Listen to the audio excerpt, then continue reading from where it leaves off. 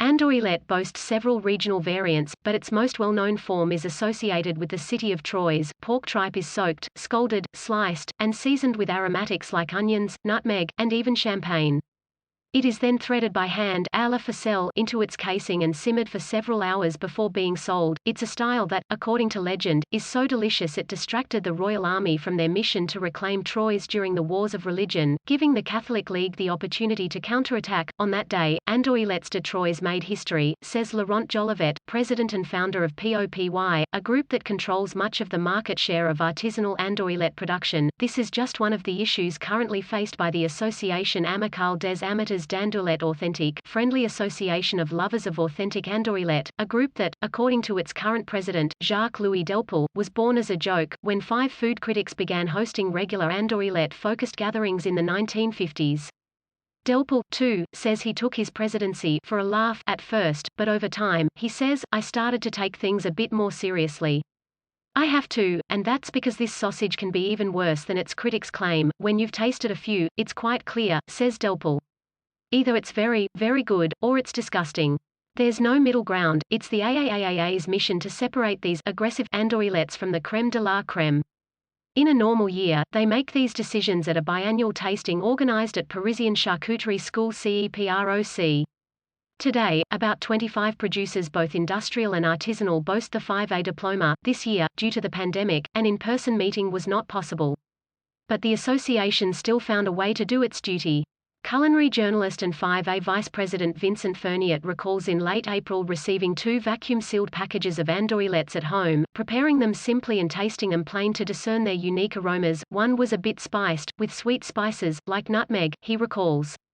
And the other was more herbaceous, with tarragon notes. Both, he says, received their diplomas, were not andouillette ayatollahs, he says, noting that while they do obey a charter, the most important factor in their decision-making is, if we were served this andouillette in a restaurant with the 5A label, would we be disappointed? It's a question both Ferniet and Delpel claim they've faced in real life, recalling multiple occasions when they've ordered 5A andouillette off a menu only to find themselves suspecting fraud. Sometimes, in good brasseries, we have to go back into the kitchen, says Delpel, though unlike the AOP or AOC, the 5A diploma is not recognized at the national level, and the volunteer-based organization doesn't have the funds to sue.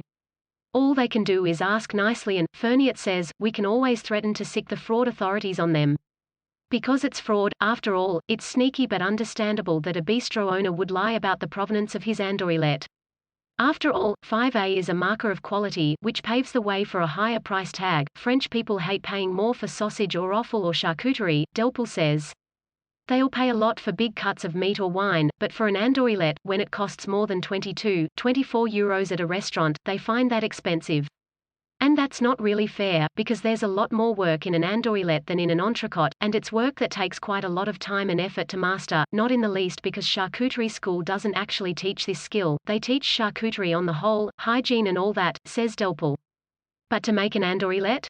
For that, you need to go to the source. One such source is Christophe Thierry, an AAAA-recognized charcutier just outside of Troyes.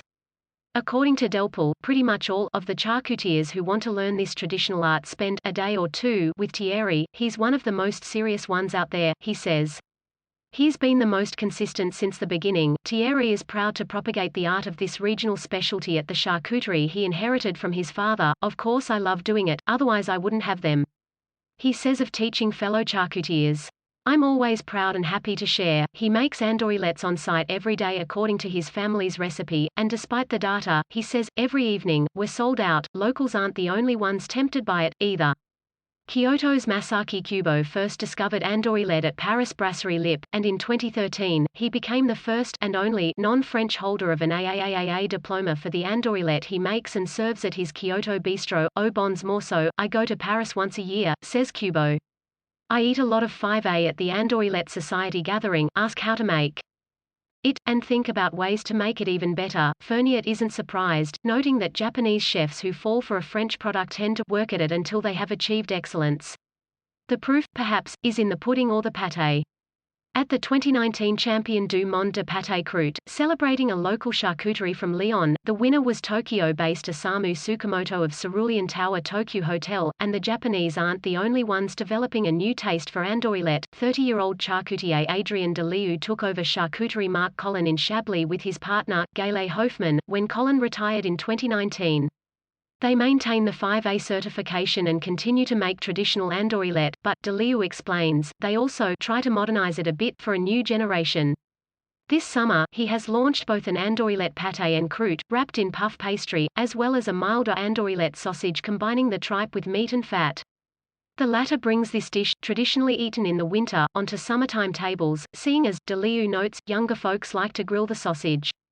This trend is nevertheless something Delpoul says should be done with caution. It really martyrs them when it's poorly done, he says, noting that Andouillette is best eaten when it's reheated slowly. Thierry echoes this advice and recommends eating it as simply as possible, plain or with a sauce made of chaos, a local brie-style cheese with a buttery, creamy center. At Au Bon's Crus in Paris' trendy 11th arrondissement, a restaurant modeled on the Routier, a traditional roadside joint famed for its hearty French cuisine, Margot Dumont serves Andouillette coated with a mustard cream sauce, appealing to older clients nostalgic for the once stalwart bistro classic, younger newcomers, and adventurous tourists alike. You really have to suss out the client, she says.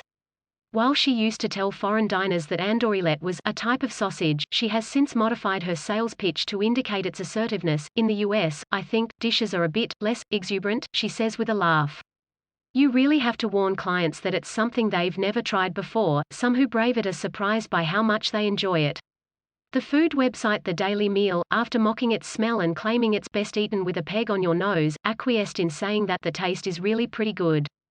Terry Durack at Australian Traveller writes that it's heaven on a plate, if you can get past the aggressive aroma of stale urine, but the fact that Andouillette is divisive is not necessarily a bad thing, according to Ferniet. In a globalized world of Instagrammable gourmet donuts and semi-lacto ferments on tables from Copenhagen to New York, there's something comforting about the perennity of something so polarizing. I'm not a conspiracy theorist, says Ferniet, but you can see that industry, and notably the agricultural industry, has a lot to gain when things are stereotyped. When everyone eats the same thing everywhere, of Andouillette, he says, there are loads of people who hate it, but when it's good, he adds, it's like nothing else.